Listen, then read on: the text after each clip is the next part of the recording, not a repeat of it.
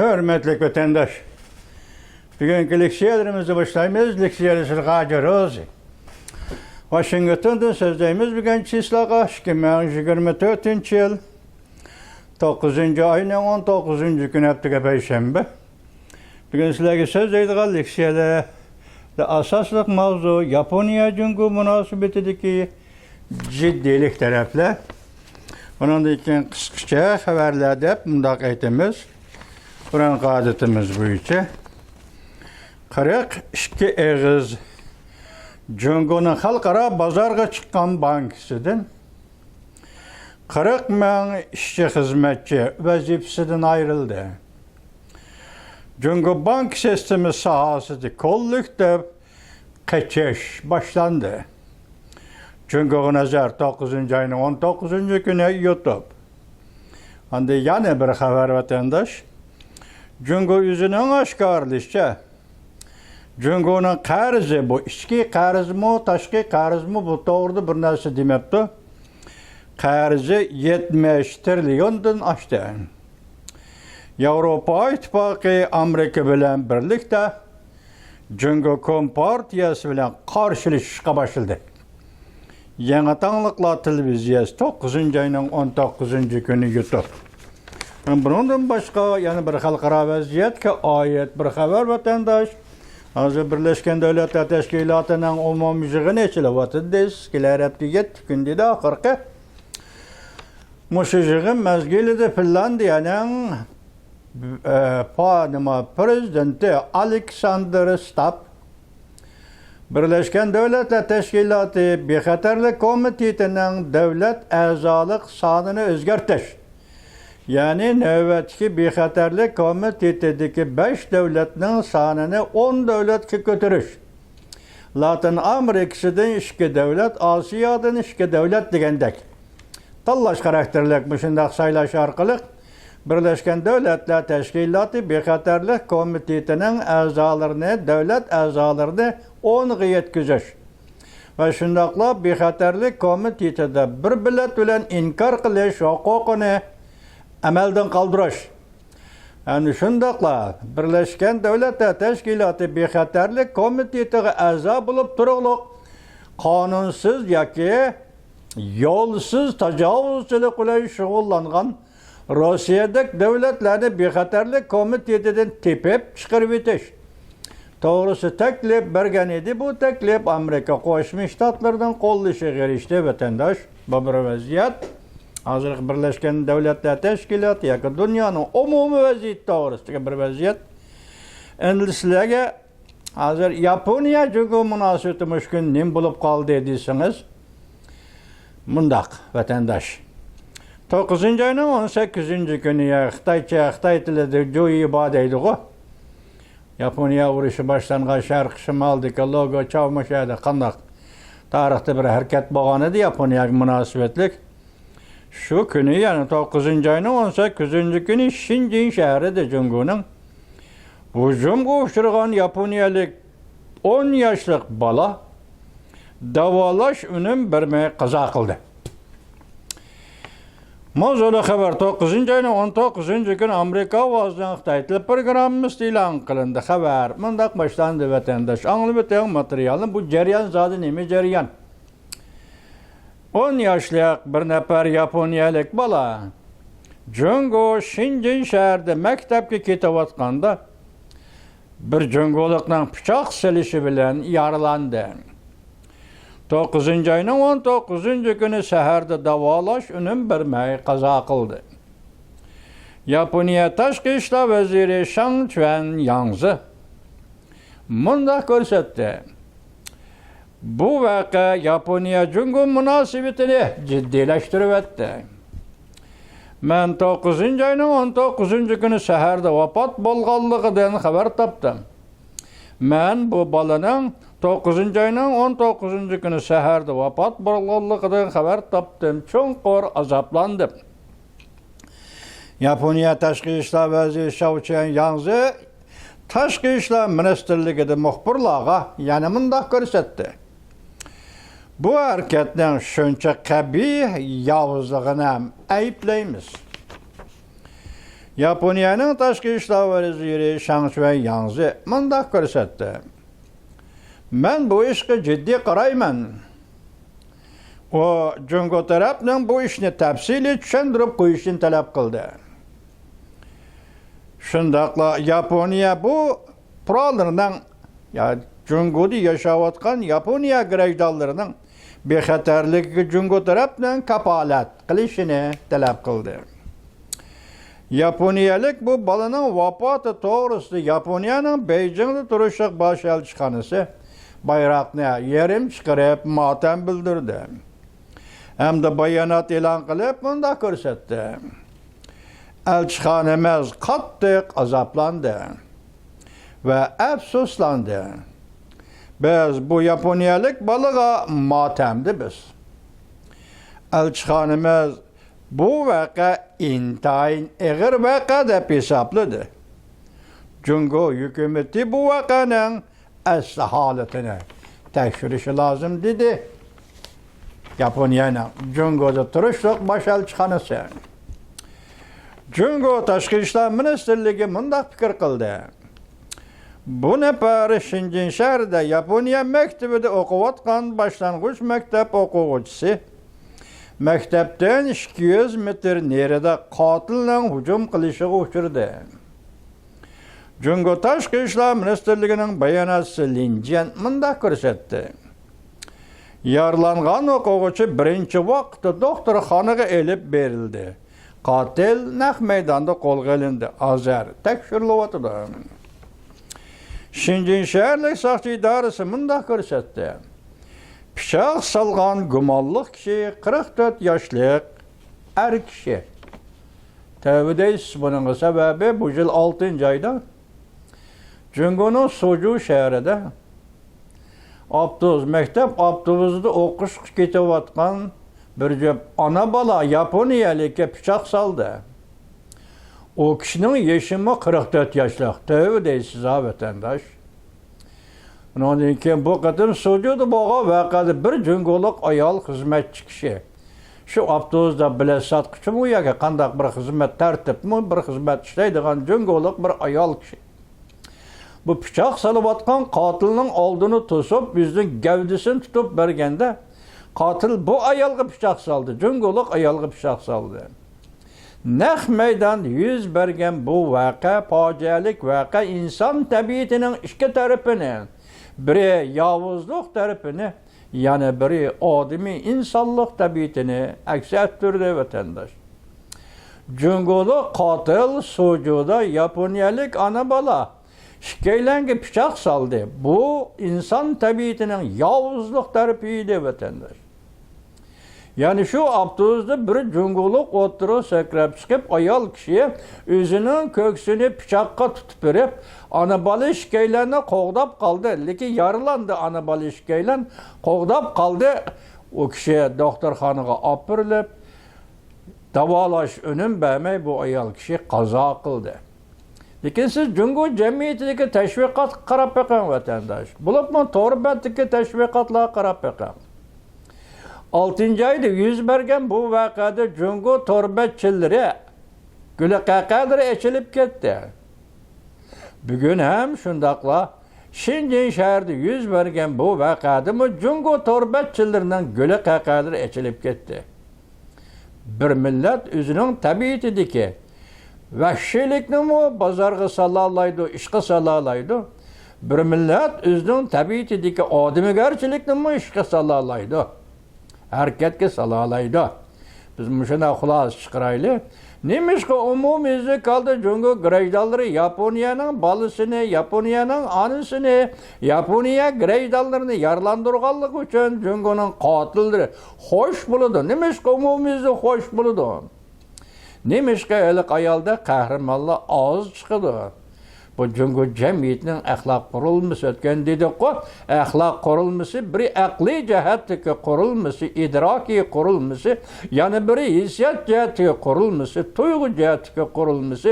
Xuddi 20-asrning 1920-yili angliyalik faylasuf Russell hozirgi zamon falsafasining eng oxirgi sarkardasi desa bo'ladi Russell.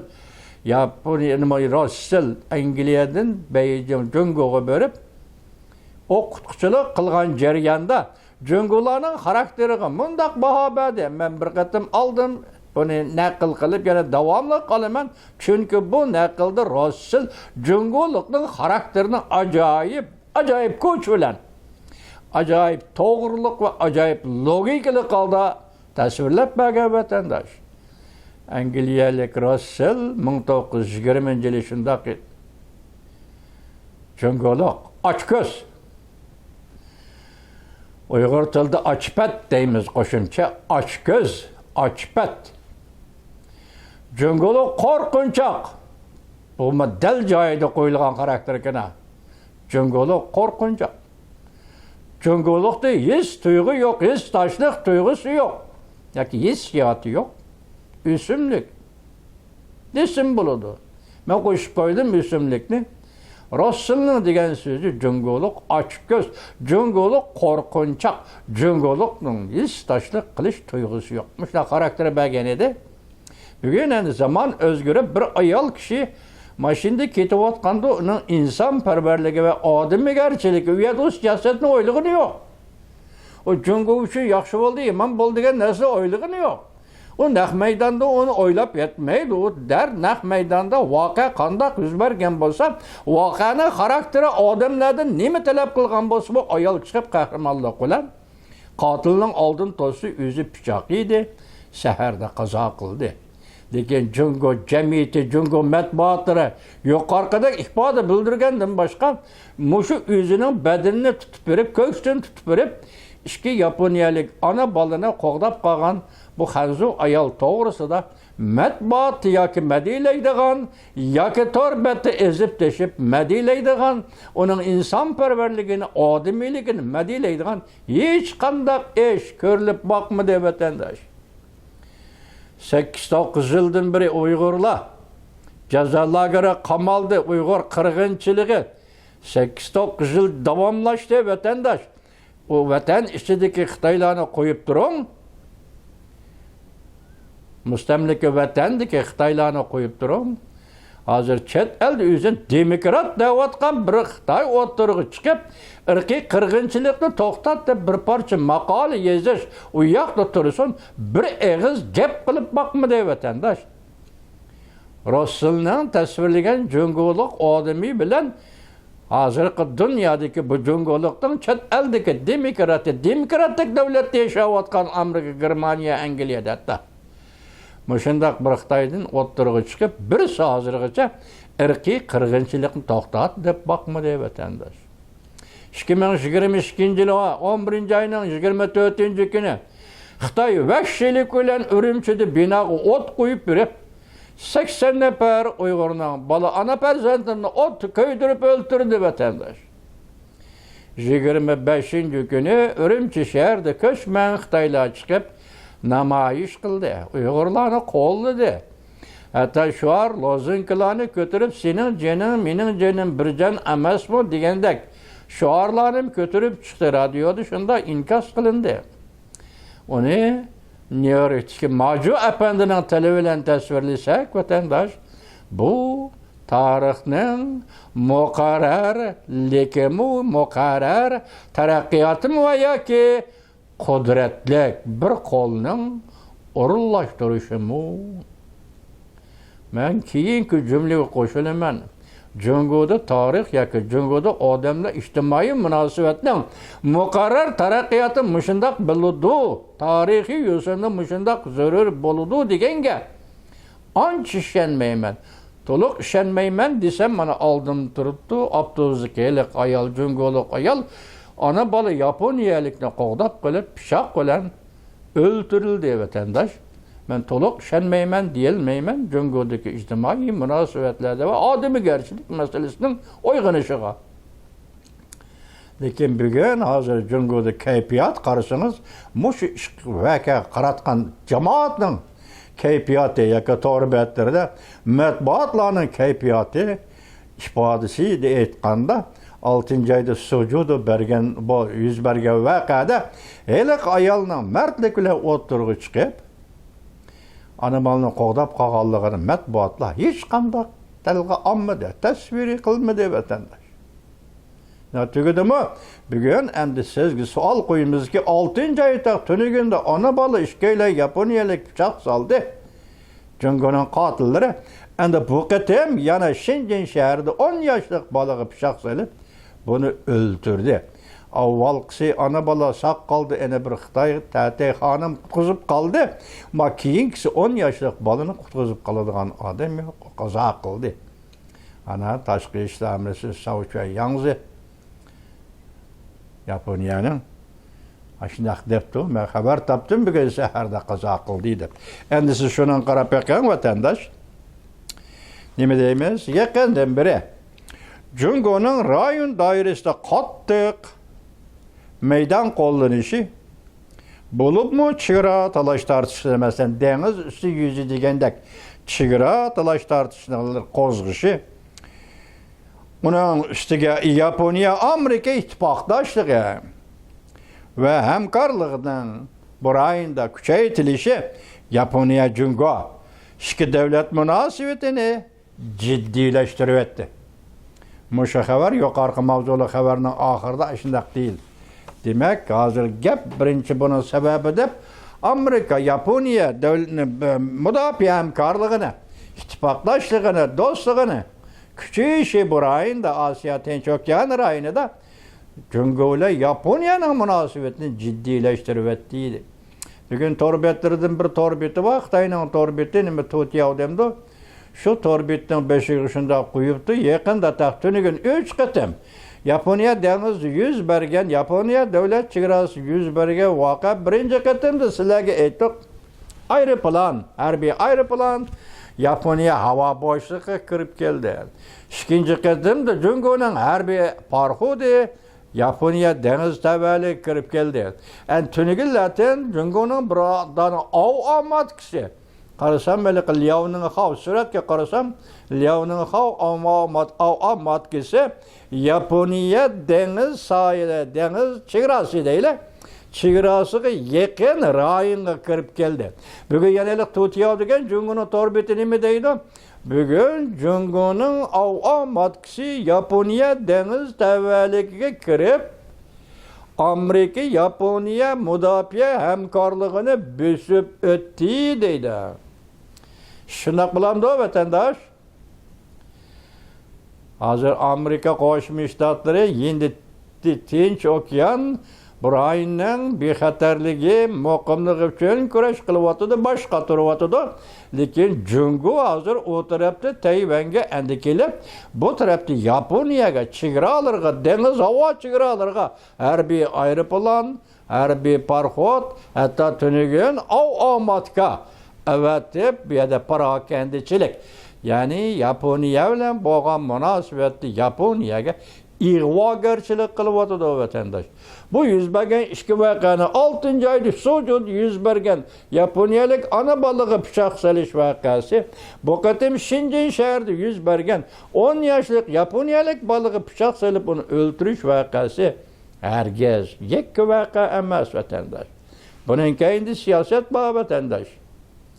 Jungo Kompartiyasining Yapon qarshi siyosati bor. Hozir Jungoda, masalan, mustamlika Uyg'uristonda vatanda Yaponiya o'chmanligi, Uyg'ur o'chmanligi bu burunlarda boshlangan edi. Hozir yana boshlanib bu avjiga chiqishga boshlabdi vatanda. Yaponiya o'chmanligi, millatchilik o'chmanligi, Uyg'ur o'chmanligi, Jungochi millatchilik o'chmanligi, mana shu millatchilik bilan Uyg'urga taqobil turish, millatchilik bilan Yaponiyaga taqobil turish, endi Tinch okean rayonining vaziyatini jiddiylashtirish navbatda Jungo Kompartiyasining bir vazifasi bo'lib qoldi. O'ziga qo'ygan vazifasi bo'lib qoldi. Masalan, buning ichida hozir yaqinimiz ko'chada Rais Xi Jinping Gansu o'lkasini ziyorat qilibdimiz, butxonni tavob qilibdimiz, Shanxi o'lkasi Bouji shahrida butxonni tavob qilibdimiz, balki butlardan ruh va kuch talab qilgan emish. Onda Gongchendan Kompartiya diniga ishonmaydi-ku desa, yaqinda demedi hozir bir muxbir apandi. ismi Hı isimli bir muhbir efendi dedi ki, Cungo Kompartiyası dinge işenmeydi, lekin şunu bilin ki, dinge işenmeydiğen partiye ve dinge işenmeydiğen adamın dinge işenişi tekimi çonkur ve tekimi kattık buludu. Mağuzdan devirden tatıp az Xi Jinping'si dinge işeniş, botku çokunuş, takdirinin orullaştırışı, yak takdirinin belgeli işiniş, şundakla palçılığa, rammallağı işiniş, ulanın palı selişik işiniş, Mağuzdan mı şunda kılgan edi, Xi Jinping mi şunda kıldı. Çünkü Xi Jinping bugün işki taşki cihette kıtılalmaydıgan, kıyınçılık duş kelgenin sırtını vatan işçide, Cungo işçide iktisatının takdirige duç geldi. Muşundak ahvalda Reis Xi Jinping Tayvan boğazıda tevekkelçilik qilishi mümkünmü depti bu vaziyatning ikinci tarafi. Lekin hazır Cungo Kompartiyasi Yaponiya deniz devlet tavalligida tevekkelçilik qilyapti vatandaş.